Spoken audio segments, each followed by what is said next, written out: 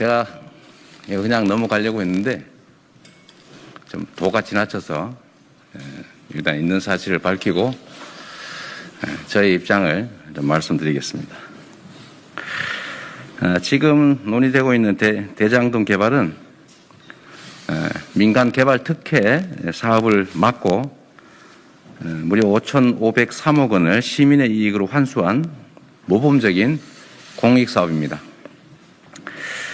당군 이래 최대 규모의 공익 환수 사업인 대장동 개발 사업을 둘러싼 억측, 의도적인 곡해, 또 왜곡 보도, 네거티브를 넘어선 흑색 선전, 마타도아가 난무하고 있습니다. 결론적으로 말씀드리면 대장동 개발은 국민의힘 소속 신모 전 국회의원이 주동이 돼서 추진을 했던 사업이었고 또 수천억 원의 개발 이익이 예상되던 민간 개발 사업이었습니다. 그런데 제가 성남시장이 되면서 성남시 공공개발로 전환을 해서 개발 이익 5,503억 원가량을 성남시로 환수한 대표적인 모범 개발 행정 사례입니다. 이 사업 내용이 워낙 복잡해서 좀 자세히 설명드리도록 하겠습니다. 사업의 진행 과정은 이렇습니다. 분당과 판교 사이에 위치하고 있는 노른자위 녹지로서 개발 압력이 컸던 이 대장동 일대를 원래 LH가 공영 개발을 확정해서 추진하고 있었습니다. 그런데 2009년에 민간 사업자들이 국민의힘, 그러니까 당시는 새누리당이죠.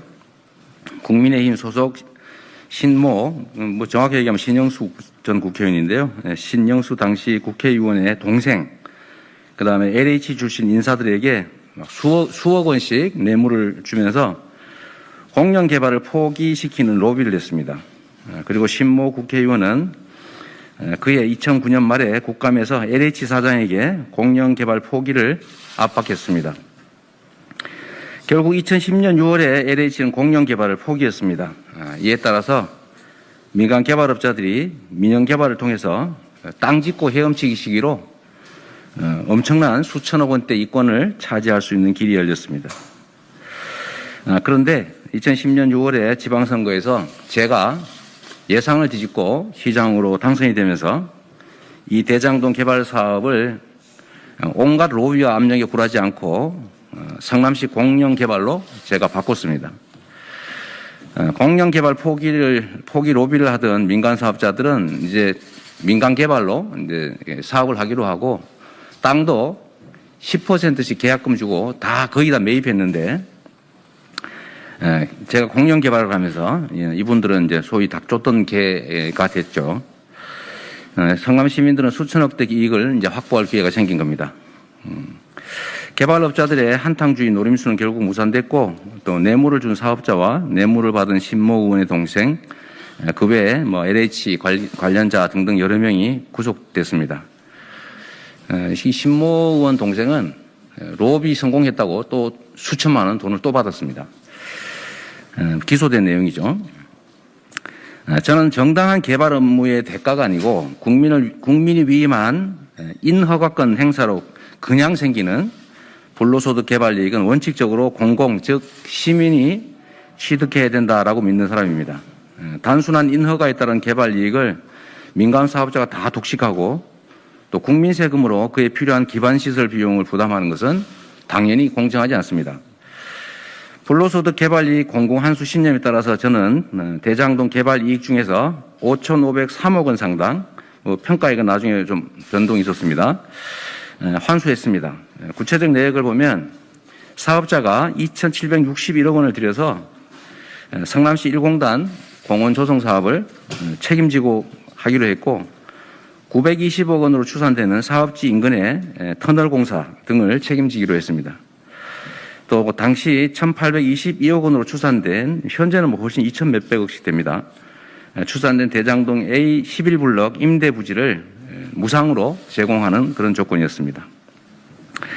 공영 개발을 결정하긴 했는데 성남시가 직접 1조 원이 넘는 토지 매입부를 조달할 수가 없어서 직접 사업을 수행할 수는 없었고 성남시 산하기관인 성남도시개발공사도 역시 자금 여력이 부족하고 또 사업 시행을 직접 수행할 능력이 문제가 될 수 있기 때문에 직접 사업을 수행할 수는 없었습니다. 이에 따라서 성남도시개발공사는 자금 조달을 하거나 또 사업 수행을 하고 또 사업이 잘 안 될 경우 위험 부담을 할 민간 사업자를 공모해서 특수목적법인을 신설한 다음에 이를 통해서 개발 사업을 하기로 했고, 그리고 민간 사업 참여 희망 컨소시엄 중에서 성남시에 확정된 이익을 가장 많이 확실하게 보장할 사업자를 공모했습니다. 이 공모에 하나은행 주관의 컨소시엄, 또 산업은행 주관의 컨소시엄, 메리츠 증권이 주관하는 컨소시엄, 이 세 개의 컨소시엄이 공모에 응했는데, 이 중에서 5,503억 원 상당의 개발이익 환수를 보장하는 하나은행 주관 컨소시엄을 민간 참여 사업자로 선정했고, 그래서 참여 사업자는 50% 마이너스 1주, 성남도시개발공사는 50% 플러스 1주를 투자해서 성남의 뜰이라는 특수목적법인을 설립했는데, 이건 뭐 아시다시피 페이퍼 컴퍼니입니다. 설립했고, 화천대유라고 하는 회사는 투자사들이 합의로 이 사업을 위해서 새로 만든 자산관리회사입니다. 사업 참여 경황과 회사 구성 내역을 제가 설명을 드리겠습니다. 사업을 참여한 하나은행 컨소시엄의 구성원들은 하나은행, 기업은행, 국민은행, 동양생명, 하나자산신탁 이렇게 5개의 금융기관이었습니다.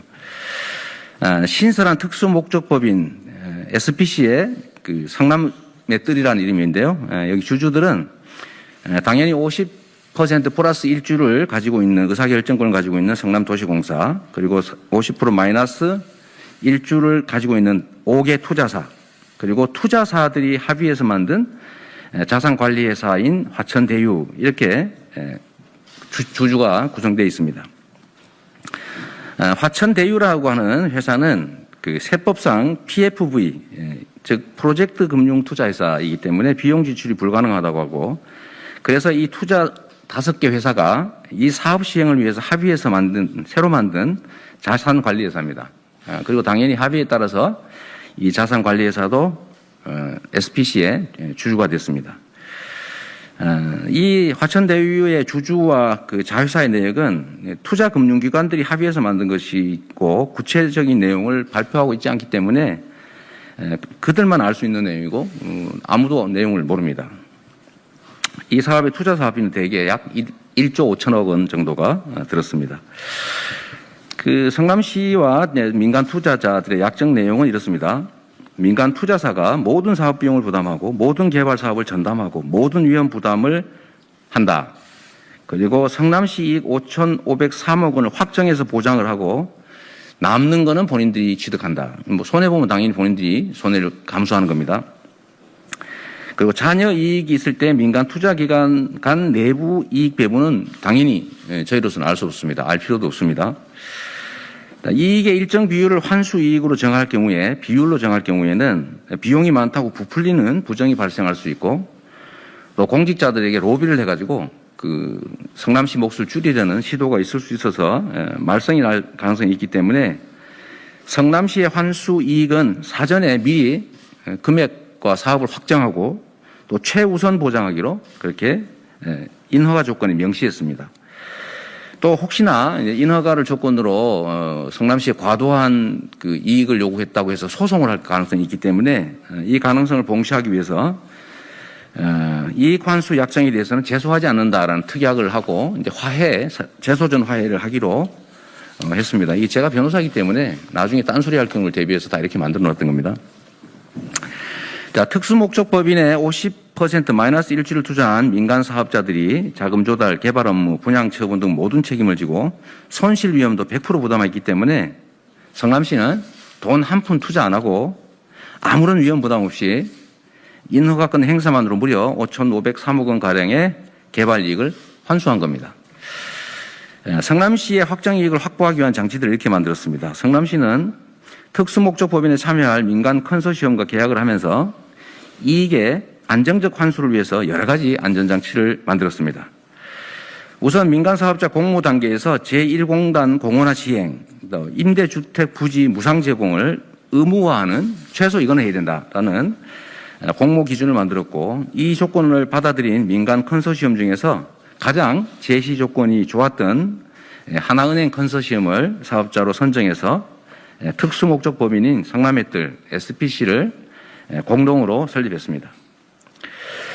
개발 사업 중에 개발이익 추가 환수를 했습니다. 이게 이제 최초 공모에는 없던 내용인데 저희가 사업 시행을 진행 과정을 보니까 또 부동산 가격도 많이 오르고 민간 투자자들 이익이 너무 많다라는 판단이 들어서 제가 지시를 해가지고 인가 조건을 변경해서 성남시가 원래 해야 될 사업 부지 외에 기반 시설, 뭐 판교와 연결되는 터널 공사, 뭐 이런 것 등등을 하도록 제가 강제했습니다. 뭐 사업자들의 반발이 좀 있긴 했지만 그걸 통해서 그때 당시 추산 금액으로 약 920억 원이 든다는 그 사업을 성남시 예산 부담을 줄인 것이죠. 역시 추가 이익을 제가 확보했습니다. 이것은 지난 선거법 관련 수사와 재판 과정에서 다 밝혀진 내용입니다. 그리고 이 사업에 대해서는 당연히 혹시 이재명 시장이 뒤로 혹시 뭘 챙기지 않았을까 하는 수사, 내사를 여러 차례 한 걸로 알고 있습니다. 아시다시피 저는 당시 이제 박근혜 이명박 정부 하에서 나흘에 사흘꼴로 압수수색 수사 감사 조사를 받았다는 거 말씀드립니다. 제가 이게 조금이라도 관계가 있었으면 이 자리에 있겠습니까?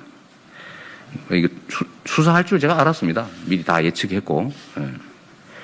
자, 개발 이익의 환수의 모범 사례가 됐습니다. 안전하고 비용도 안 들고 이렇게 막대한 그 이익을 환수하는 공영 개발 방식은 대한민국 역사에 없던 기발한 정책이어서 개발 이익 환수를 원하는 지방자치단체의 재원 확보 방안의 롤 모델이 됐습니다. 개발 이익 환수를 원하는 지방자치단체의 벤치마킹이 이어지기도 했습니다. 경기도 역시 제가 취임한 이후에 이와 같은 개발 이익 환수를 제도화해서 시행하고 있습니다. 개발 압력이 높은 경기도 내 개발은 민간의 개발 이익 100%가 귀속되는 민간 개발 방식을 가급적이면 지양하고 공공개발, 아예 전부 공공에서 개발하거나 아니면 대장동 개발 방식을 본따서 공공과 민간 합동 방식의 공공개발을 추진합니다. 당연히 이익도 사전에 미리 확정하는 방식으로 추진하고 있습니다. 평택에서도 지금 하나 하고 있습니다. 참고로 이거 그냥 재미로 제가 말씀드리는 건데요. 이 사건과 관련해서 저를 검찰이 허위사실 공표로 했는데 제가 물론 1, 2, 3심에서 다 무죄 판결을 받았습니다. 기소 내용이 이렇습니다. 현금 아닌 이익을 받기로 한 거고 그 발언할 당시에 이익은 확정되긴 했는데 최종 기속된 건 아니지 않냐 라면서 제가 이게 개발 이익을 환수했다. 돈 벌었다 이렇게 표현한 게 허위사실이라는 거죠. 현금 아니지 않냐, 이익이지 않냐, 왜 돈 벌었다고 했냐, 돈 벌었다 하는 돈은 현금이다, 거짓말이다. 또 아직도 완전히 이행된 게 아닌데 왜 과거형으로 벌었다, 환수했다라고 표현했냐라고 기소당한 겁니다. 참 어처구니 없는 일이었는데요. 하여튼 법원에서는 이거 말이 안 되는 소리다라고 해서 이제 1심부터 무죄 판결했습니다. 여하튼 기대했던 민영 개발이 좌초되고 개발 이익 상당 부분이 이제 시민 몫으로 돌아갔으니 불로소득을 노리던 이 한탕주의자들한테 제가 어떤 사람이었겠습니까? 눈에 가시였겠죠. 대장동 사업을 공영 개발로 전환하는 과정에서 당시에 성남시 의회가 여소야대로 당시 이제 새누리당이죠. 새누리당 의원들이 훨씬 많았는데 이분들의 심한 저항과 반대가 있었지만 시민들과 함께 이 사업을 결국은 관철해냈습니다. 제가 가장 자부심 갖는 사업입니다. 성남시 1년 예산이 그때 당시 한 2조 원 남짓, 2조 원 중반대였는데 제가 5,500억 원을 이렇게 만들어낸 거죠. 이거 말고 다른 것까지 하면 한 7천억 원을 넘게 제가 성남시 개발 이익을 회수했습니다. 성남시 재정이 좋아진 것도 이것도 한 이유가 되죠. 자, 허위사실 공표와 흑색선전 내용을 제가 한번 살펴보겠습니다. 이렇게 민영개발로 업자 배불리기에 들어갔을 개발 이익의 상당 부분을 안정적으로 확실하게 또 고액을 성남시가 공공환수했는데 이거 정치인들하고 언론들이 칭찬은 못할 망정 근거 없는 마타도식 네거티브를 하고 허위사실 유포를 언론 보도의 이름으로 자행을 하고 있습니다. 몇 가지 들어보면 일각에서 제가 마치 수의계약으로 특정 사업자를 지정했다고 하는데 아까 말씀드린 것처럼 이거 금융기관들 컨소시엄 3개를 공모해서 입찰 심사한 것입니다. 새로운 회사가 생긴 게 또 문제다 이렇게 주장하는데 원래 이런 특수목적법인은 새로 만드는 겁니다. 이 사업만을 위해서 만드는 걸 특수목적법인이라고 하죠. 특정 사업만을 위해서 만드는. 그럼 당연히 새로 만들죠. 그 다음에 그 자산관리회사 얘기를 하는데 이게 아까 말씀드린 대로 그 성남의 뜰이라고 하는 특수목적법인은 그 자체가 사업을 할 수는 없기 때문에 원래 당연히 자산관리회사를 법에 따라 만듭니다. 당연히 새로 만들죠. 이게 마치 이상한 것처럼 해석하는 건 제가 보기엔 무지해서 그런 건 아닌 것 같고 아무리 생각해도 알면서 일부러 그런 것 같습니다. 자, 주주 구성은 민간 투자사는 다수의 재무 투자자와 또 이 현금을 제공하는 재무 투자자 말고 또 개발 사업자들이 참여를 합니다. 그렇게 구성되어 있어서 이 사업을 시행할 법인을 새로 만드는 것도 당연합니다. 자산관리회사의 실제 소유자는 이거 투자회사들이 합의해서 만드는 겁니다. 은행들이 그리고 개발 사업자들이 합의해서 만들어서 또 합의를 해가지고 이 SPC에 주주로 참여한 거죠. 모두 동의하고 합의해서. 그리고 그 내용은 그 내부 내용은 우리도 알 수 없습니다. 그게 개별 금융기관들의 또는 개발사업 참여자들의 영업 비밀인데 그걸 누구한테 알려주겠어요. 궁금하시면 저한테 혹시 이재명 거 아니냐 이런 의심하지 말고 그 금융회사를 가서 취재를 해야죠. 취재를. 그 다음에 제 아들이 무슨 해당 특수목적법인 관련 기업에 취직했다? 이거 전혀 사실이 아닙니다. 이거 나 참 기가 막혀서. 근거가 우리 아들이 조그마한 소기업에 5명 있는 조그마한 소기업에 다닌다고 했더니 그 관련 회사가 5명이다. 이게 근거예요. 5명인 회사가 대한민국에 하나밖에 없습니까? 그리고 제가 알아보니까 5명이 아니고 4명 있더라고요. 4명. 우리 아들이 다니는 회사는.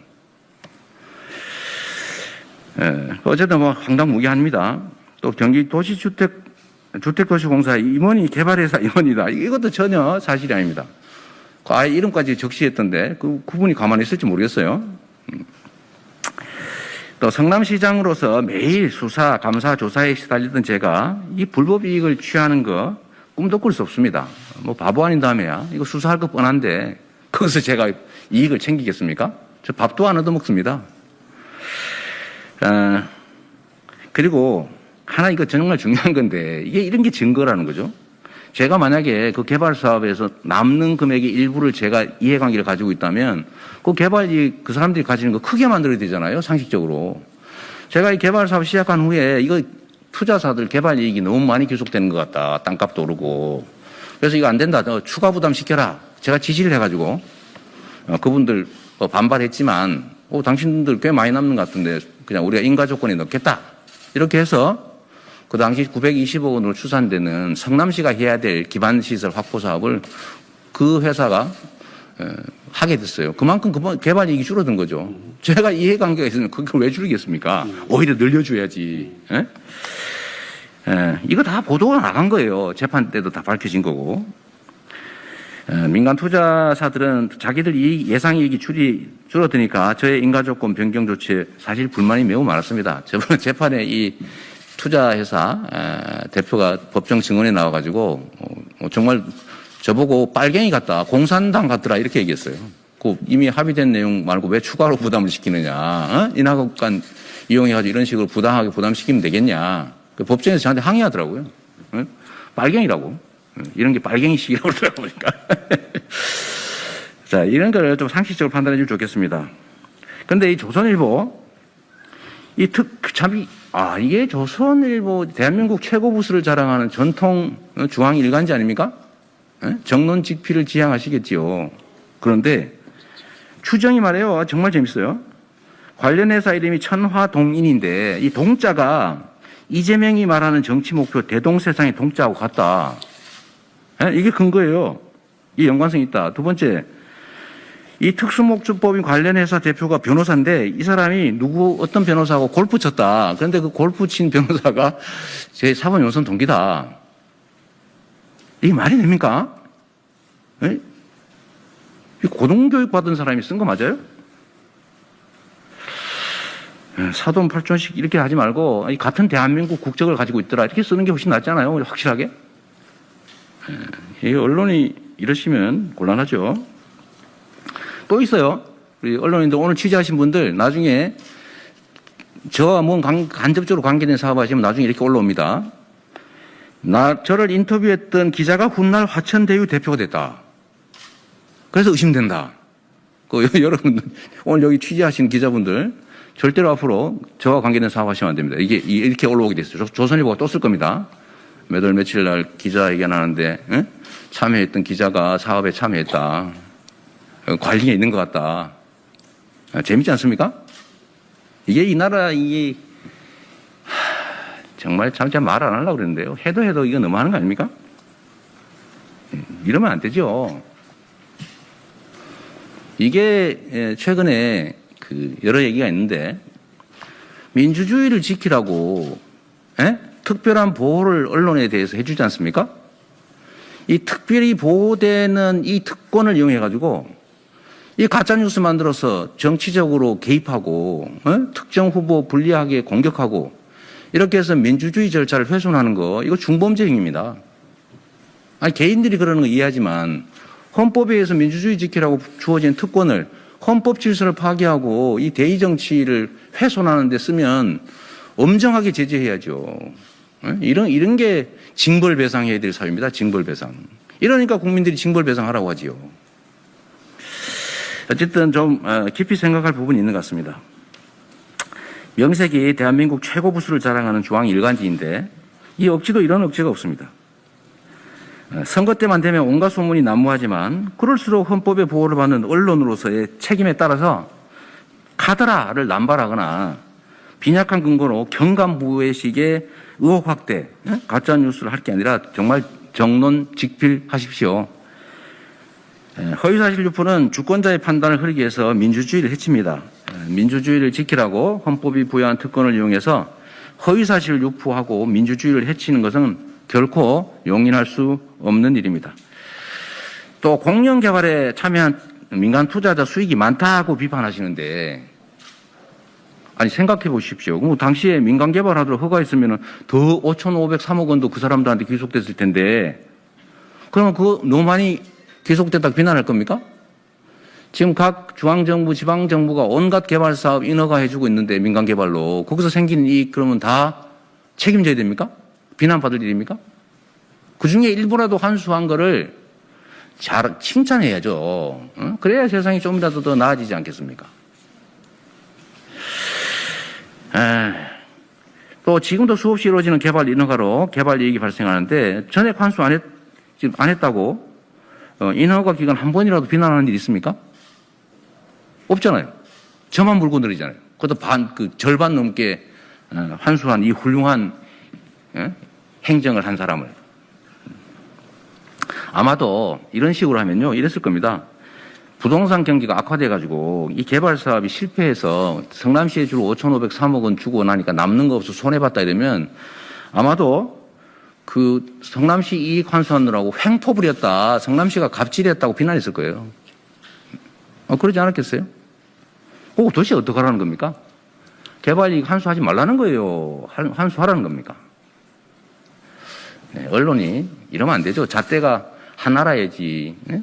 여기 질 때는 길었다가 저기 질 때는 짧았다가 자기 마음대로 길다고 표현하려면 짧은 자리에서 길다고 비난하고 또는 자 길게 해가지고 똑같은 거를 짧다고 비난하고 이게 아주 정말 언론의 횡포 경강부의 가짜뉴스의 아주 대표적 사례입니다.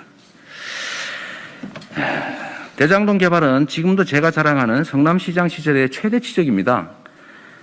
그때 김인영 개발을 방치했더라면 정치 로비 성공으로 정치권과 개발업자의 결탁은 더 강화됐을 거고 또 업자들은 5,503억 원을 더한 더 많은 개발 이익을 누렸을 것이고 우리 성남 시민들은 세금으로 더 많은 부담을 했겠지요. 저는 모진 외압을 견뎌내고 뚝심 있게 이 공영 개발을 밀어붙여서 성남 시민의 이익 5,503억 원을 확보했습니다. 제가 벌었습니다 그랬더니 또 기소할까 싶어서 확보했습니다라고 표현 바꿨습니다. 로비에는 성공했지만 개발 이익은 누리지 못한 이들은 저를 원수쯤으로 생각하고 지금도 아마 엄청나게 원망하고 있을 겁니다. 다 감옥 가고 다 망했을 테니까요. 부당이득 노리면 이렇게 망해야 되는 거 아니겠어요? 다 규칙대로 상식에 따라서 자기가 노력한 만큼의 대가를 받아야지. 범죄 행위 저지르고 뇌물 주고 사업권 뺏어가지고 땅 짓고 헤엄치기 하고 이거 못하게 막아야지. 못하게 막은 저를 비난하면 되겠어요. 아무리 세상이 앞뒤가 없는 세상이기로. 그냥 어디 일베 게시판에서 쓴 거면 이해를 하겠습니다. 명색이 정치인이라는 분들이, 명색이 언론이라는 분들이 이렇게 네거티브하고 흑색선전하고 가짜뉴스 뿌리고 이러면 나라의 미래가 제대로 되지 않게 됩니다. 국민을 위한 개혁은 그 개혁 정책의 효율의 크기만큼 큰 저항이 따른다는 거 제가 절감합니다. 정치는 정책 아이디어 경진대회가 아닙니다.